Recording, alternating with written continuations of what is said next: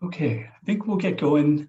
So we will be recording the session. We'll be sending it out to all participants. So feel free to take lots of notes, or if you're like me and you want to sit back and maybe watch it at a later date, definitely do so. So welcome everybody to our webinar today on international student demand trends and challenges from Sub-Saharan Africa. We really wanted to focus on 3 countries today, on Nigeria, Ghana, and Kenya, and do a little bit more in focus. We really wanted to make the distinction of Sub-Saharan Africa versus a Pan-African approach. Lots of diversity, 54 different countries. So really lots of different opportunities and sort of challenges or demographics within the continent of Africa. So again, we really just wanted to make that distinction today. Today I'm joined by Tevi Pathur, who's the Associate Vice President International for Saskatchewan Polytechnic. He's going to be sharing a little bit more expertise on the ground recruitment through the college's lens.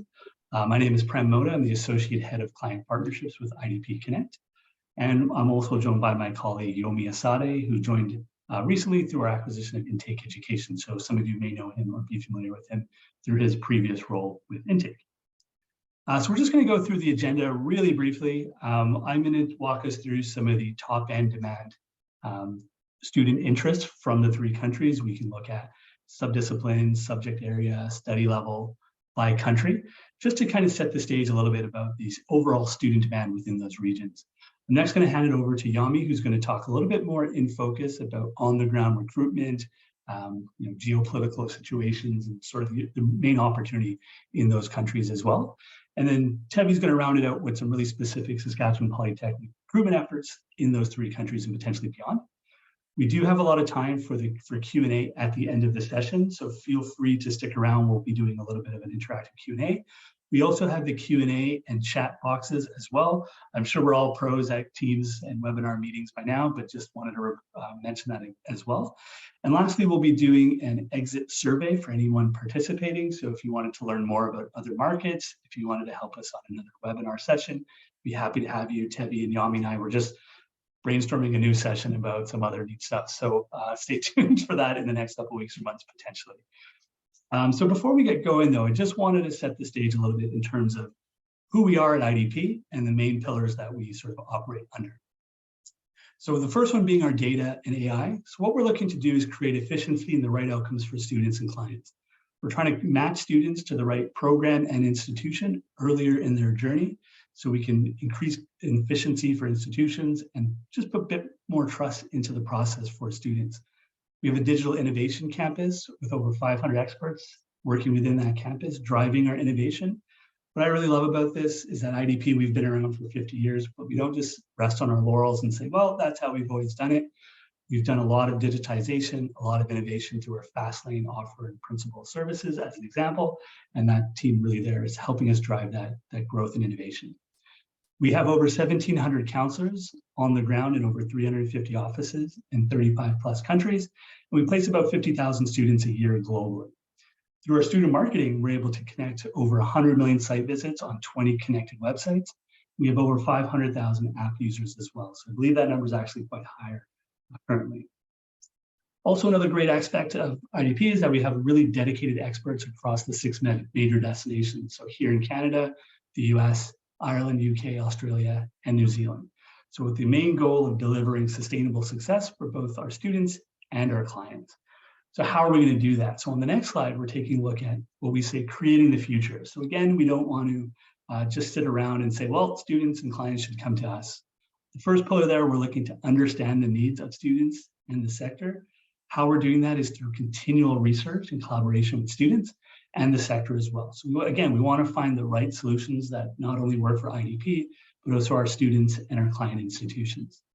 We then want to empower students and counselors, combining both our local experts with our trusted expertise and global digital platforms. So again, connecting students maybe on our app or websites, but then still being able to reach out to a person in country to get assistance with their application and the next stages.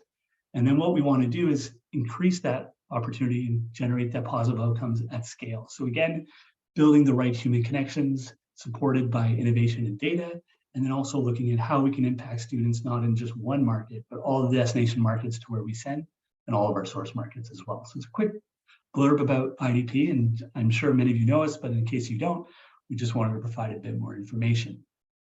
On the next few slides here, we'll be exploring our data. Where we're mining this data is our connected websites, the student demand, the sort of interaction of students across our sites.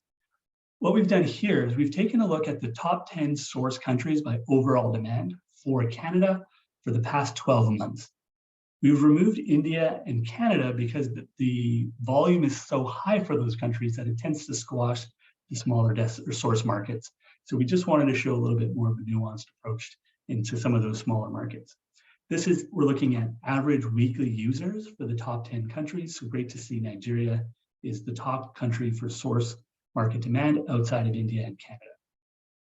On the next slide, we just isolated the 3 countries we're looking at today. So we have Nigeria, Ghana, and Kenya. So this is all destinations. So students in Ghana are looking at the US, UK, Ireland, Australia, other destinations as well.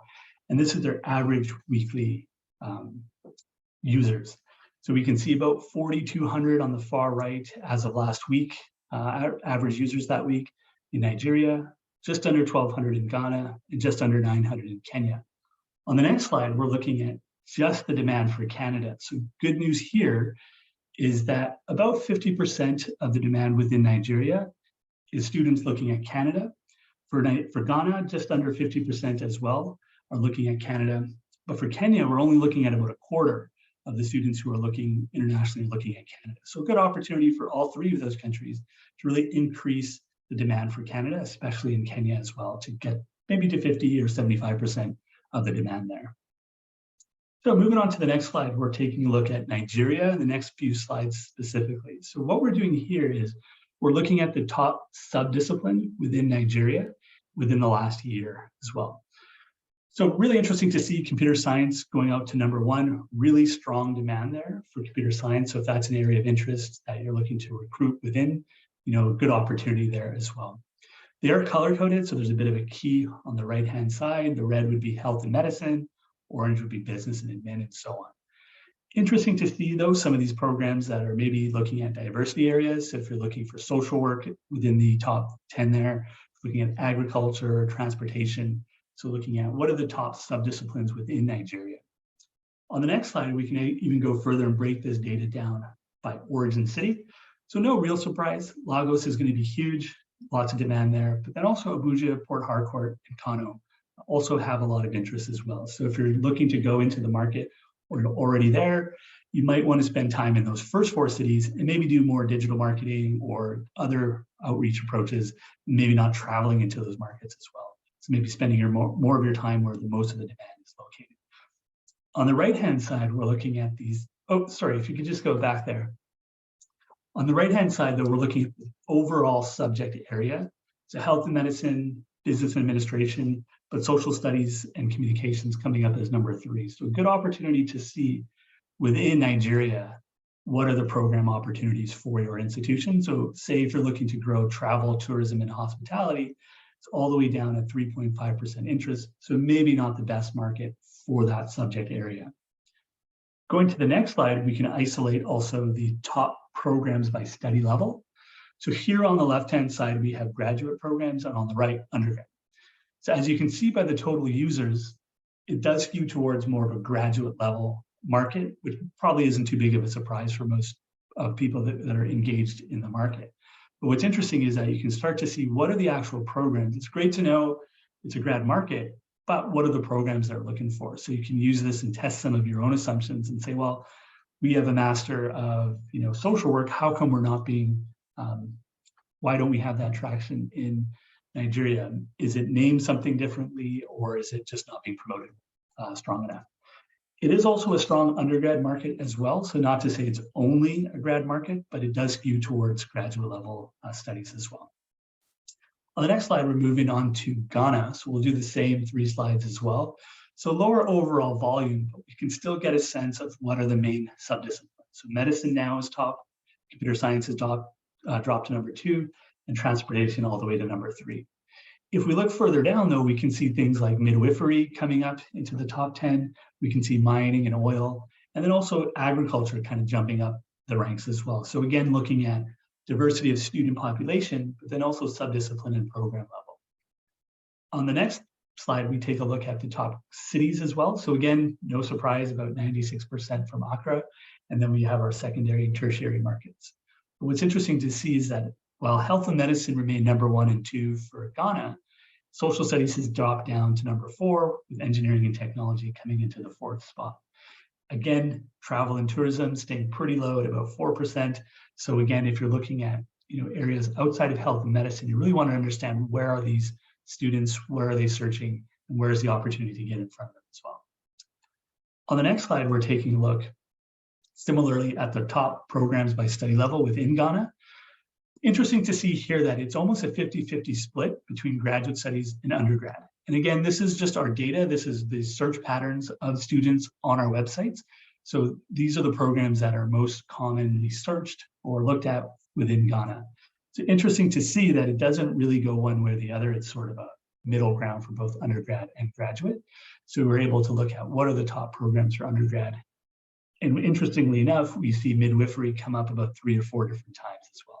So if you have a similar program and it's not in the title, potentially that's an opportunity to say, well, maybe we need to look at the naming function of this program because there's really strong demand in Ghana for this program, but students aren't finding it because we have it named something else. That's a quick example there. Moving on to our last country, we're now looking at Kenya.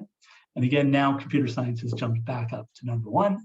But interestingly enough, we start to see things like agriculture coming up much higher, and also construction. So construction is pretty interesting because there's a lot of infrastructure projects taking place in the country right now. So is that a response to that need for more construction and building and infrastructure projects as well? On the next slide, we're taking a look at the cities. No real surprise here, Nairobi, Mombasa, number 1 and 2. So again, that's probably where you might want to spend the majority of your time. Not to say the other markets aren't big enough or large enough, but we're just breaking down where the main demand is coming from by city. Interestingly, here now with Kenya, for the number 1 spot, it's been health and medicine for all 3 countries. But social studies and communications has now jumped up into the number 2 slot. So interesting to see there's more sort of diversity within programs in Kenya based on what these students are searching. We also take a look at travel and tourism that used to be at the bottom for Ghana and Nigeria is now jumped up a number of spots there as well. So what this data helps you do, what the story is here, is taking a look at not only is it diversity from a student demographic in terms of the country which they're coming from, but also potentially the study level and program level that you could impact as well. On the next slide, we're taking a look at, again, the study level within Kenya. And again, that story has been really, really interesting. It's almost like we planned this, but what's neat here is that on the left-hand side, we see graduate studies doesn't have as much interest as undergraduate. So when we started with Nigeria, it skewed more towards being a large grad market with an opportunity for undergrad. Then at Ghana, it was almost a 50-50 split. And now with Kenya, it's more of an undergraduate market as well. So again, really interesting to see how can you affect recruitment or diversity within your institution? Because we hear this a lot from our clients saying, we need to diversify. So is it student demographics? Is it study level? Is it program level? So how can the data help you pull those levers and kind of make that positive impact in terms of diversity within your institution? So I'm going to hand it over to Yami, who's going to look at these markets in a little bit more detail. Again, if you have any questions, we do see a few of them coming up in the Q&A. We will answer those at the end, but feel free to continue to answer or sending questions through. So Yami, please take it away. Yeah, thank you so much for that, Prem. That was awesome. So probably we'll start with an overview of the market. Just like the introduction from Prem, I work for IDP as a result of the acquisition from Intake Education. Emerging markets is my area of specialization, and actually I've lived in Nigeria specifically. I was born and I lived in Nigeria for years before moving to Canada 2 years ago as well. So let's look at the market context as well. I would start by looking at the demographics, of Africa. Africa is said to be in the greatest, in the midst of the greatest upheaval, population upheaval in history right now because of, the growing rate at which the population is surging right now. To put in context, by 2050, about 40% of all children born worldwide each year will be an African, and that is quite stunning and interesting for us to know. And it's just not about the numbers. We also know that the middle class in Africa is growing. I mean, according to the World Bank, in the last I think about 14 years, the middle class numbers in Sub-Saharan Africa alone has actually grown and exploded by 6 times. We can imagine the number of capacity of high institutions that will be needed, to accommodate the students that will be produced, or probably looking for opportunities by families as well. Africa also has a growing economy. The Africa's economy has been very resilient. We all know that in the 21st century, Africa's economy were driven mainly by oil and gas. But when the global commodity price plummeted, basically, it stunted the growth. But because Africa is very resilient, a lot of resilient measures were actually, coming into interplay. Some of it includes the rise of the middle class, the youth population, the vibrant youth population, which is actually a strength for Africa. And we don't just have this youth population looking for opportunities. Example of youth population that actually has made impact could be related to tech hubs that are springing up in Africa. For instance, we have the Silicon Cape in South Africa. We have the MEST in Ghana that are springing up. These are world-renowned tech hubs, to show you some of the opportunities that are there. And these are tech hubs are brimming with talent, basically. I will also say that in terms of diversity and inclusion, that it's very imperative for institutions in Canada to include Africa as part of its strategy for diversity and inclusion, for obvious reasons, which I would not go into. Recently we've noticed that the price sensitivity, especially in terms of tuition fees, have actually become a tricky one for African families and even professionals who want to sponsor themselves to go to schools. Especially in Canada, because, obtaining Forex has become very tricky. I mean, the official route, takes a long queue and could take as much as 3 to 4 months to obtain Forex legally, by which time most admission will have closed, or probably the timeline remaining might not allow them to be able to apply for visa on time. So that such are the dynamics, and then this puts, some of these potential students at disadvantage when they're applying, because, sourcing Forex is not easy when you try to source it, through the legal channel. The only other option they might have will be to go to the black market, and the rate at the black market actually might double that as well. So that speaks to the price sensitivity and some of the challenges being experienced in the market. Of course, we know that the surge in the numbers that we're seeing from Sub-Saharan Africa has actually been driven by post-study work opportunities that they're seeing in destination countries like Canada, Australia, and even the UK. Let's move on to the next slide.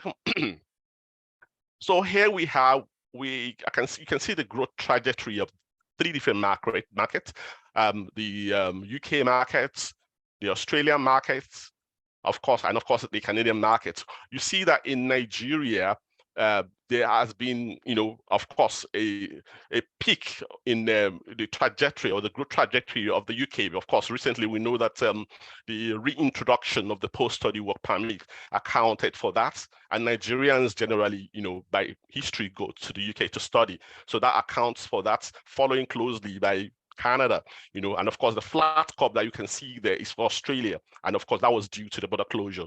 In Ghana, we have similar trend, quite similar to Nigeria as well. Of course, border closure also affected the Ghana market for Australia, and of course Canada is coming second. While in Kenya, we can see that there seems to be a pickup of the Australian market, compared to the UK market and the Canadian market. If you look at the line, going straight up, so you see that, because the reason why that is in Kenya is that, Kenyans generally gravitate towards going to Australia the way Nigerians gravitate towards going to the UK market. Is traditional for them, basically. So that's why probably you would have, them probably, want to go to Australia. And then, of course, coming second and third is the Canada and the UK. So let's move on to the next slide. So I just would like to touch on the Francophone countries, because this is interesting because of, just like I said about the population growth, vibrant population growth in Ivory Coast. Traditionally in Ivory Coast, the higher education markets, people traditionally would want to go to France. But we've seen in recent times that, a lot of interest have been now being, recorded in the area of, English-speaking countries, and Canada actually is one of such countries where, people from Ivory Coast are looking to study as well. The market can be a bit tricky, but the economy is actually vibrant and it's a good terrain for recruitment. And, to recruit in that market, we will have to be in touch with the local players such that, one can have ease of travel, logistics, and movement within the country as well. Cameroon holds similar in terms of demography to Francophone, but to the Ivory Coast. But the only difference is that, in Cameroon, that is more like an almost I think about 1/3 of the population speak English language compared to Ivory Coast, basically. So we have loads of people also interested in Anglophone as well as Francophone countries for study destinations as well. Economy, not too bad, but not as much as improved as the Ivory Coast right now.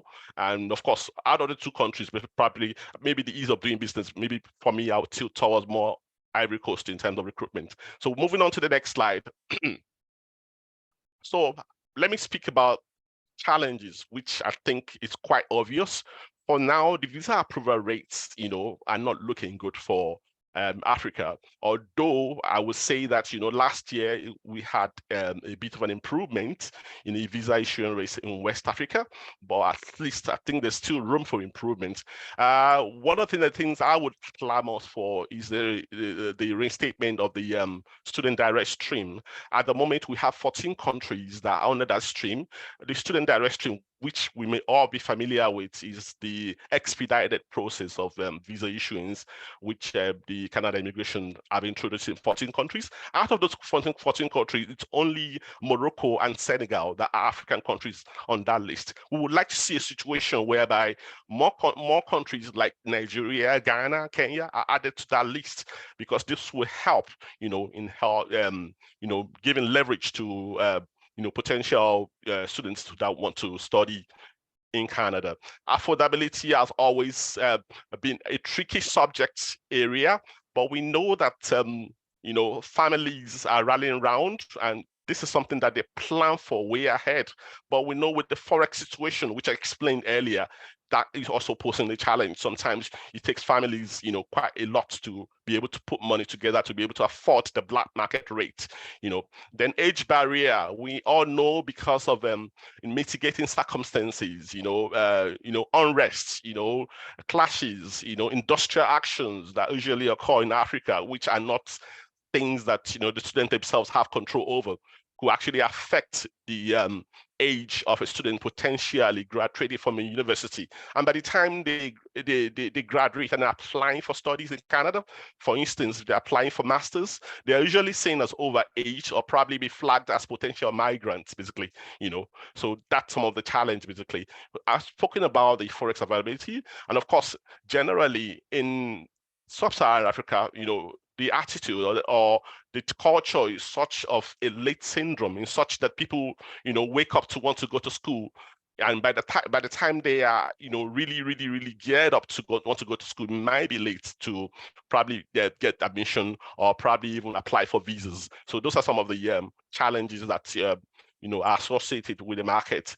But for opportunities also counterbalances this, and I think we have more opportunities anyway.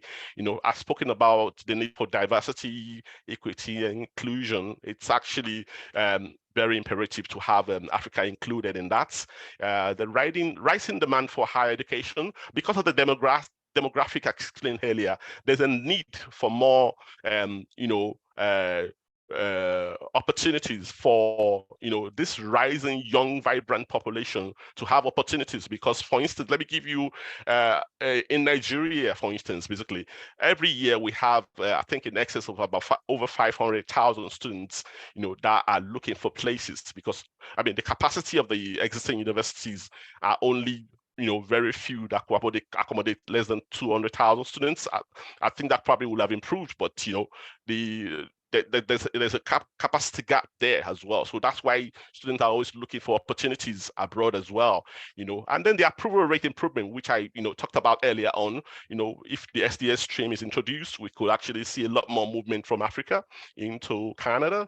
I've mentioned the new wave tech hubs. Tech hubs are springing up everywhere, and they are quite interesting and brimming with talent as well. I think it's something that, we need to take note of as well. Students, we also strong academic records. In Africa, one of the things that you find, especially when you go to exhibitions, that you find a lot of students with very good academic records, especially when you go to the likes of Ghana. However, some of them may not actually have the funding, which incapacitates them.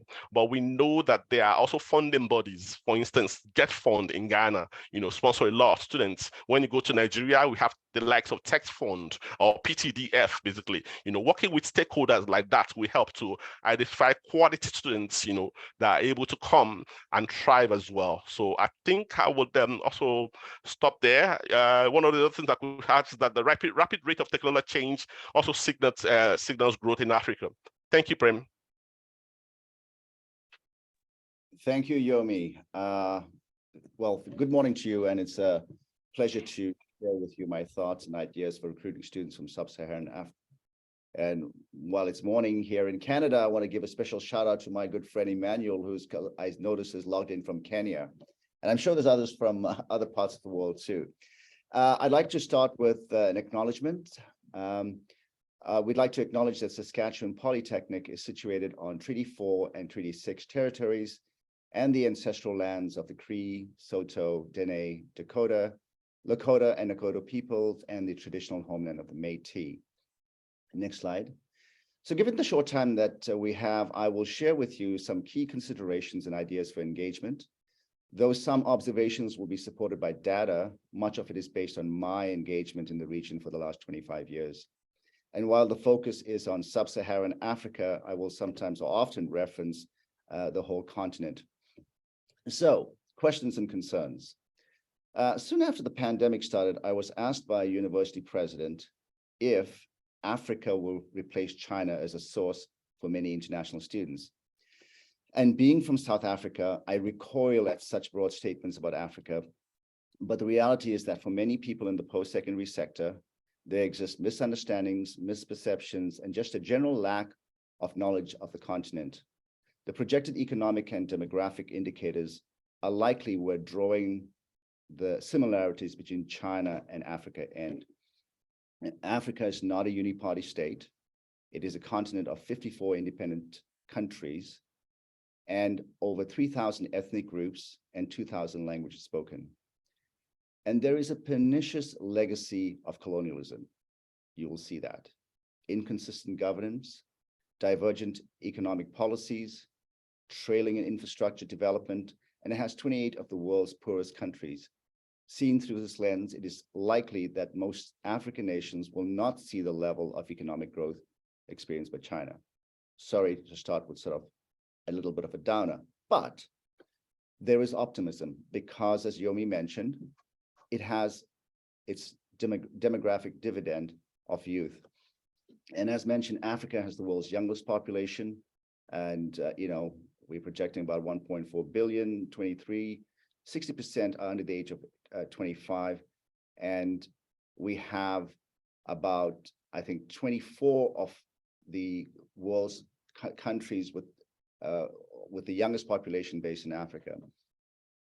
Another question that is asked about, well, is there mobility coming from Africa? And I think until recently, Africa has had some of the most mobile students in the world, but you might not have seen it because much of that mobility exists within the continent.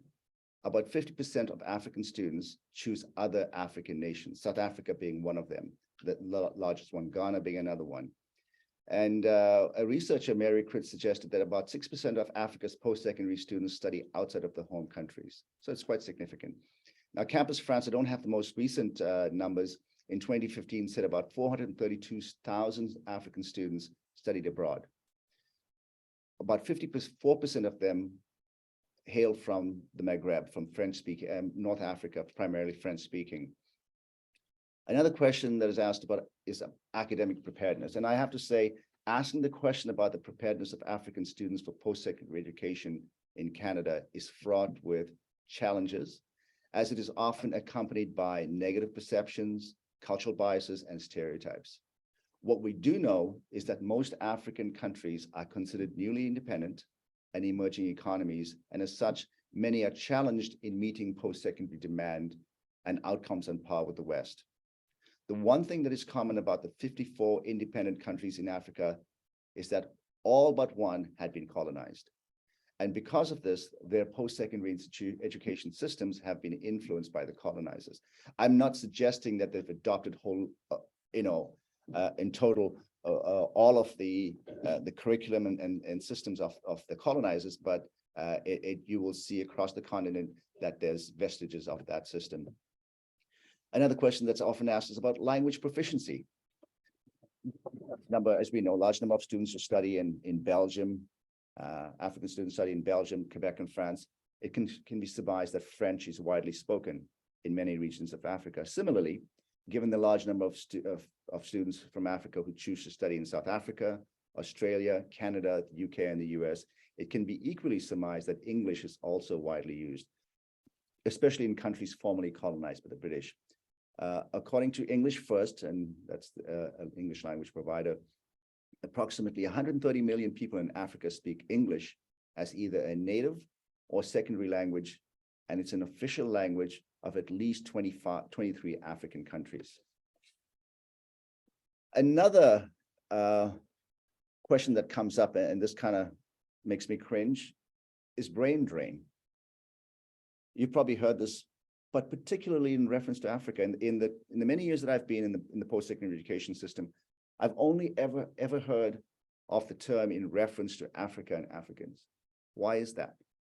According to the World Bank, about 10% of the youth in Africa enrolled in post-secondary education. That's a small number. So if those who leave are doing so perhaps because of the lack of educational and career opportunities, do we have to penalize them or shame them? Or are we suggesting that those who stay are inept? So I just put that out there because I think that's a question that comes up from administration and people in the community. Another question that comes up is around demand. Is there demand in the continent of Africa and among 54 countries? Now, the number of, I think Yomi mentioned this, the number of African students enrolled in tertiary education more than tripled since 2000 and currently sits around 22 million people, students. Currently, the continent of Africa has approximately 2,500 post-secondary institutions, 2,500, averaging around one per 480,000 people. When compared to the European Union, where the number of people per university comes to around 153,000 to one university. So that just gives you an example of the huge gap, but also the huge potential. And the demand for post-secondary education varies across Africa and is influenced by a wide range of factors, including population size, economic development, and government policies. And using that, you can sort of gauge where the potential markets are using those factors alone. Next slide. Saskatchewan Polytechnic, a quick overview. We're a mid-sized institution, about 15,000 students. We have about 2,500 Indigenous students. We recently reached about 2,900 international students. We have about 1,600 employees. We offer close to 180 different programs at the institution, and we are proud of the fact that we have about a 94% overall graduate employment rate. Next slide. We have 4 campuses located in Moose Jaw, Prince Albert, Regina, and Saskatoon. Next slide. And we recently launched our global engagement plan, which I suppose similar to many of yours, we focus on international. We have 4 pillars, so focusing on international student enrollment, intercultural competencies and experiences for students, faculty, and staff, international business development, and supporting applied research. Next slide. So about 1.5 years ago, we made a conscious effort at the institution to diversify. I'm sure you all are doing the same. And recognizing the potential for recruitment of students from Africa, given the migration trends, etc., we intensified our efforts through extra resources. And we saw over a year a sort of a virtual doubling of enrollment from Africa as a continent. In the last year, we had about 1,100 applicants from 24 countries, and many of them, over 80%, were for the applications were from Nigeria. We had 220 students enrolled from 13 countries, which had resulted in a 20% yield. And this is interesting because that equates to what we see with respect to the study permit approval rate for the continent, which is around 20%. I'm hopeful because of the recommendations made by the Select Committee on Immigration that there will be some changes in the coming years, and we've heard through sources that they're looking at some changes, more in terms of transparency and addressing issues around discrimination of applicants from the continent. Next slide. And some of the strategies we used to get to this point, we appointed 2 in-country representatives, one in West Africa, covering a couple of countries in that region, and one in East Africa. Through a reallocation of resources internally, we focused extensively on agent training, both in-country and those who are situated in Canada. We put some money into some Google ads in some very interesting countries for the DRC, for example.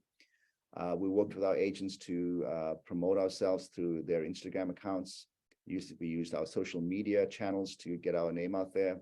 And we certainly supported the number of businesses and partners like IDP and participated in their recruitment fairs. We utilize international education website aggregators to get our name out there. We've seen significant interest coming through those sources. And we started to do, like many of you, post-COVID, started to do in-country visits and started to grow our partnerships with post-secondary institutions in some regions of Africa. But there are challenges, and once again, Yomi talked about some of the challenges, and I have a few that's a little different. You will see that there's not a whole lot of agents with deep knowledge of Canada. There are some who've been in the market for a while, but there are agents who work with multiple countries, and maybe Canada is not their priority country. So that tends to be a challenge. And there's a spotty social media engagement, in the sense that it might be prevalent in one region of the continent, but not in other parts of the continent. Events can be expensive relative to some of the fairs and events that we've seen in other parts of the world, for example, India and Asia. Travel to parts of Africa can be very expensive, and even hotel costs tend to be quite high. And most students that you see will be asking for financial assistance, and we need to find a way as institutions to address that. And the last one is something that we have to deal with, is that we've seen the literature about students from Africa experiencing racism in Canada. That carries over as a challenge in terms of addressing that. Will I experience racism in Canada? So there's much we can do in our institutions to address that. Next slide. So, what can I sort of advise in terms and recommend in terms of engaging in Africa? I think it's important to be sensitive to prevailing socioeconomic and political issues. Be aware of ethnic and national tensions. They're very real. Identify, build, and support an agent network within these regions. Just signing up agents is not enough. And don't let distance be a disincentive for that. Build partnerships with local schools. And I say this because there are a large number of private schools across the continent, and you don't necessarily see them. And, engaging and these private schools are not necessarily, will not make themselves accessible to agents or in-country representatives. So you have to do that. Have a regional focus or establish niche countries. As I said, there's 54 countries. And my observation is that we tend to go as groups to certain key countries, but we might be in Kenya, but we might miss out on Zambia or Malawi, or Uganda. I know we do recruit, a number of us recruit in Uganda, but there's niche countries that we haven't tapped, and we should be looking at them. It's not going to yield a large number of students, but certainly I think there's opportunity there to establish yourself outside of the large number of other institutions that go to certain regions.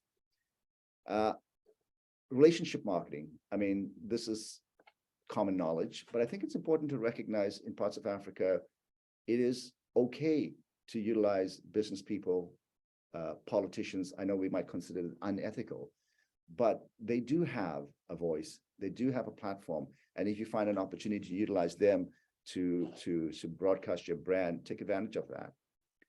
Like most students, personalized communication is important to them. I'd say, given the distance, we might shy away from that and send emails, but it doesn't take much to convert students through a simple phone call.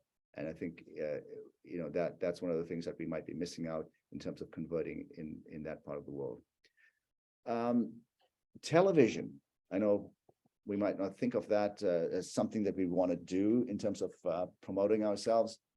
Television is widely watched across Africa, and especially talk shows with special guests. And some TV stations will host a guest for a fee, and it won't be too much. And I've done that before. And this will allow an institution to directly pitch its programs and unique selling features to a very large audience. And this is usually helpful when hosting seminars in a major city. Sponsorships is another way to sort of get your brand out there. There are many faith-based schools in various parts of Africa, and many rely on donations and sponsorships. So think about sponsoring one of their events, a science fair, for example, or a debate, and get your name out there. And finally, I'd like to say, it's important that we not just focus on going there to recruit students. We should support the development of partnerships with local post-secondary institutions. Certainly, it will get your name out there, familiarize your institution with a local post-secondary institution, but it also helps, gives you an opportunity for reciprocity in the region, which is very lacking in terms of our engagement in Africa. I will stop there. Thank you for listening. Great, thanks, Tevi and Yami. I know we've been preparing for this, but even I've just learned a ton as well, so I'm sure our participants have as well. We've got some great comments in the chat coming through. If you have a couple of questions, feel free again to keep asking questions. We do have another 15 minutes. What I'll do is I'll just go through the questions. I'll hand over to Yami and Tevi as well. Some of the questions at the top were just about some of the initial data, IDP data, so I'll sort of field those ones, and then some really specific market questions as well. So the question here from Sophia asking if the student data with students who work with IDP or offices or IDP Canada, really it's just any students that have interacted on our websites. So we're looking at the web traffic, so that correlates demand. That sort of runs into Robert's question about clarifying what the web traffic looks like. Is that demand? Students didn't necessarily need to submit a lead form or anything along those lines. If they looked at an institution in Canada at their programs, we are able to capture that data. So it's not that the student actually had to submit a lead or come into our office. So we're able to look at that top end funnel at a larger scale based on those sites. Stan had a question about, as for master's programs in the list of programs, are you referring to postgrad college programs as well, or is it university master's programs only? So within that, we were actually including both, undergrad and grad programs at the bachelor certificate, postgraduate certificate level. For these three countries, though, master's programs tended to come up much more often than the postgraduate certificate. So I just went back and looked at some of the programs which we'll be sharing, and you'll see a few postgrad certificates in construction or whatnot. So it is captured as a graduate level, but it doesn't mean it's only master's. So really helpful for our university and college clients as well. So I hope I've answered those questions there. So I think a question more suited for Yami and Tevi, someone anonymous, maybe shy, saying, by growing middle class, what would be the average household income for these families given the growth? And I think that's a pretty vague, large question to ask, but maybe if you want to look at, if you know more of the specific countries we've looked at today, potentially. It's going to, once again, diverse economies, it's going to vary from region to region. Middle class in South Africa is going to be around $2,000 a month, Canadian dollars. 2,000-3,000 Canadian dollars a month. Kenya, Nigeria, it could be around 1,500. In some countries more, some countries less. But it doesn't necessarily equate to affordability given our tuition rates. To add to that, I think in terms of affordability, we've seen that a lot of families that are also business owners, even though you don't tend to find large deposits in their personal accounts, they probably have a lot of money in their business account and can afford tuition fee quite well. We've seen that over the years as well. So how do you classify that sometimes, So it can be tricky. It can be tricky sometimes, and you find a student where, a parent might be showing a bank statement that has probably less than $500 a month of income, but whereas in terms of business income, they probably will be, in the ballpark region of over $100,000 an annum. Yeah, so we do find that basically. Thanks, Yami. Thanks, Debbie. Next question, Robert, again. So for Francophone countries, as an English Canadian institution, is it worth our investment to attempt to recruit here? Any reflections on how many pursue French language delivered programming versus English language delivered programs? I have no experience in that. Sorry, and nor recruiting in Francophone countries outside of Cameroon. Yami, any insights or experience there? No. Yeah, so Robert, maybe we could have a chat offline and see if there's ways to connect with our local teams and get some information to you there. Another question here. So given the challenges with issuing a visa, is there anything the higher education institutions can do to ensure students are getting visas on time? I'll just mention sort of through our side from IDP, I think the turnaround time is key to getting offers in hands to students. When we're looking at our longer visa times, if we can get those offers to students, the sooner they can start applying for the visas, the better. Especially we're not only looking at Canadian institutions, but global competition. So if a student has applied to Canada, US, and the UK, and we're taking 3 to 4 weeks to get that offer to them, and the students from the UK or the applications to the UK and the US have come back in 2 to 5 days, a real big difference. That student's already applied for the visa and is taking next steps as well. So yeah, Tevi and Yami, any other insights on that? Okay, I mean, okay. Okay, let me go. I would say that the time of engaging the students also matters as well. For instance, David did mention that they have a West African representative, and of course, IDP also have offices on ground.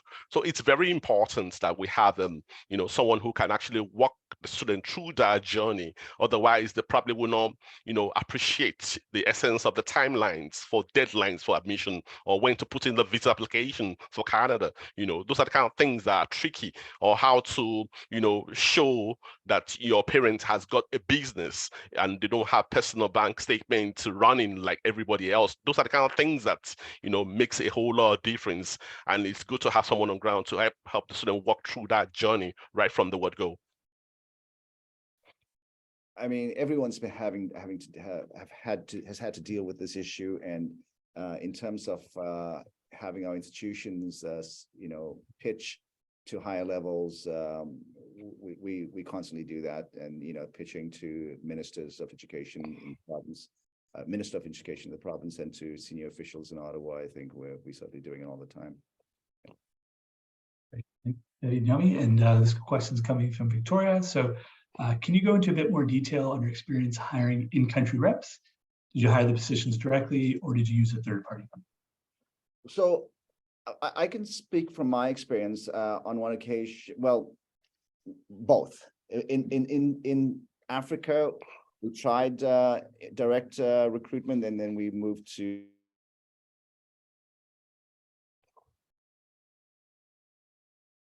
Looks like Tevi's frozen there for a second. I think he's frozen. We'll just wait for him to come back. Yeah. Okay. Okay. Okay. I think it's back. I'm back. So, I'm sorry. Where did I stop? Where did you lose me? Kind of right at the top.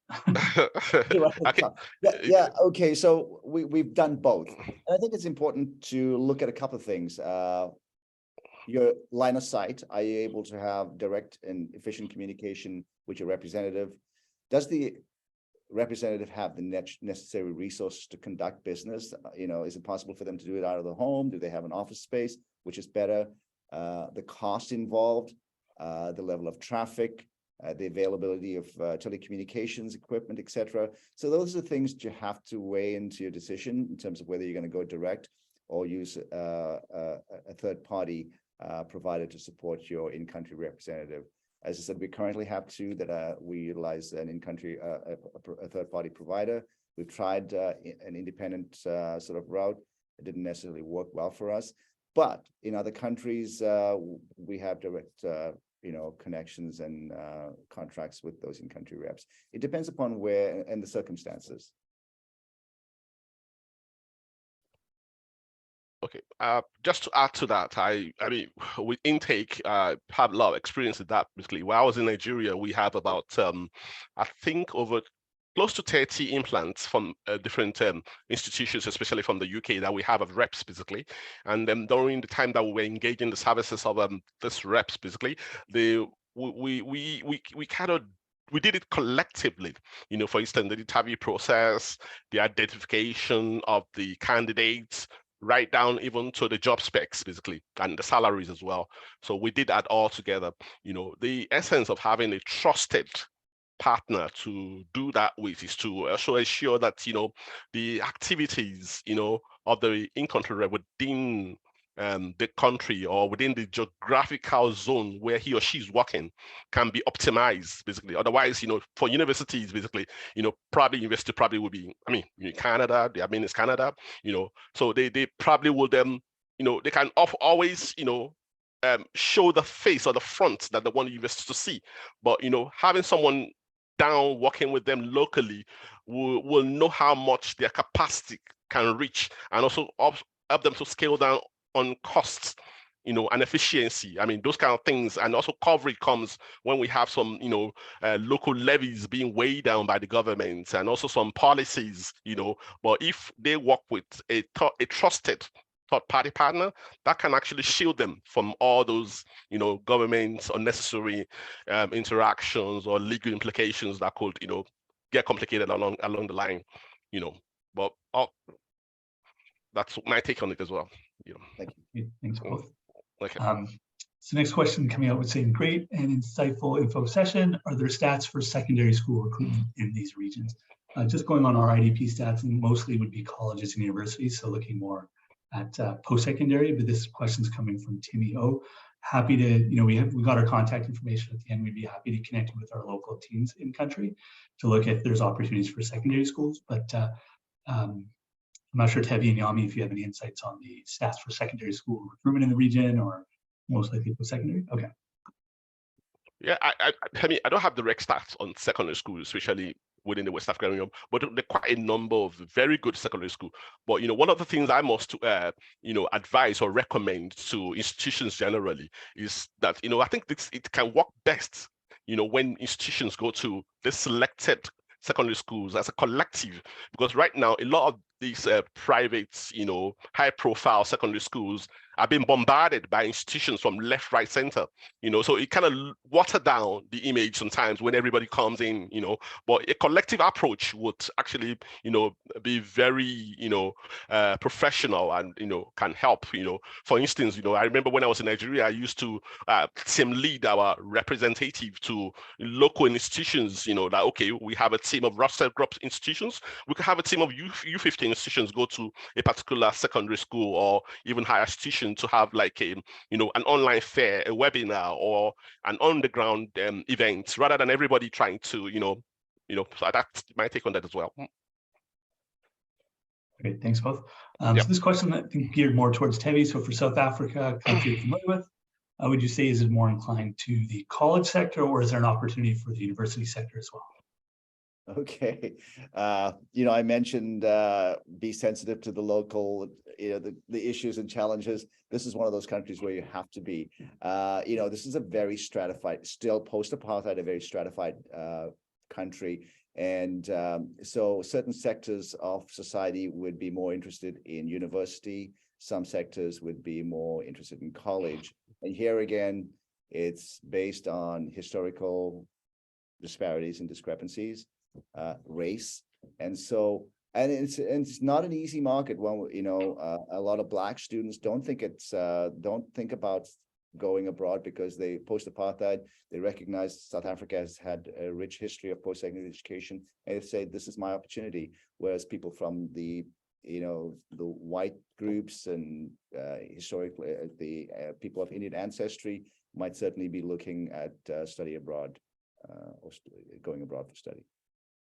Thanks, Evan. We can also share, that question came from an anonymous source, but we could also share our demand data as well, looking similarly to what we did for Nigeria, Ghana, and Kenya, to look at the top programs. And that'll give us an understanding, is it bachelor's or master's, or is it certificate, diploma, and postgrad programs as well. So if you're still on the call, you've kind of asked that question, we'll have our contact detail at the end. So please feel free to email me or any one of the three of us. We're happy to go from there. I know we only have a few minutes left. There are a number of questions left. So what we'll do is the list of the attendees will reply to these questions and send that with the recording most likely. We'll also be sending this recording out with the slide deck. So, you know, we will get to as many questions as we can, but just conscious of the time that we've only got about 3 minutes left. So this question here comes from Sophia regarding the talent pool that Yami spoke about. Do you have any ideas on how we can engage with a specific pool of students who possess special skills? Are there academic success partners that work with such students in Africa? Prem, I think I didn't get the other part of the question. Can you let me read the question here? Yeah, I think the question is, are there any ideas on how to engage with a specific pool of students that have a specific skill set? And then are there any academic success partners that work with such students in Africa? I think IDP would be a good example of that, but I don't want to speak for all agents in the region as well. I think we'd be able to look at, you know, what sort of demographic are you looking at in terms of undergrad, grad, program level, university versus college, and then help kind of find those pockets as well. But I'll hand it over to Tevi and Yami. Yeah, I mean, you said it all. You know, engaging with the stakeholders is good. It depends on the kind of areas or subject areas that you're looking at. For instance, if you're looking at I know tech is big in Africa right now, basically. And I did mention in my presentation that there are a number of tech hubs that are brimming with talent, engaging with tech hubs to identify talents that want to study maybe data science. You know, if you're looking for students in data science that are particularly very good, organizing a co-joint webinar or probably an underground event with such a stakeholder it's very good as well. You know, you can also identify a particular institution or college basically, and then probably reach out to them maybe through IDP, our partners on ground, and we could actually arrange a time that we could have such a webinar or probably an event on ground as well, apart from our exhibitions that we normally do annually in those regions. Those are the ways that one can, anyway, by the time you organize any event, even if it's tailored towards a particular niche program, you find that you get a mixture of everybody coming over anyway. So that's the way it is in Africa. I have a sort of another take on this. I mean, I talked about local partnerships with post-secondary institutions. If you are looking at recruiting students with certain skills, perhaps in the technical sector or technology sector, partnering with institutions that have undergrad programs in that area.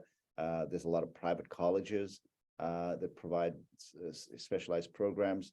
Look at students graduating with certain program areas. The high national diploma, for example, look at that. So there's, and it's going to be different from one country to the next. So, you have to do your due diligence in terms of the educational system and try to better understand where those students might be located, because it'll be different for each country. Thanks, Teddy.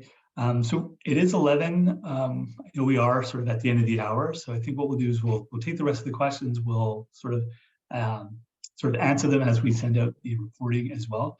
We just wanted to thank all the participants for joining us today, and also Tevi and Yami for taking part in the session. Really gained a lot of insights, and really appreciate your expertise in the regions.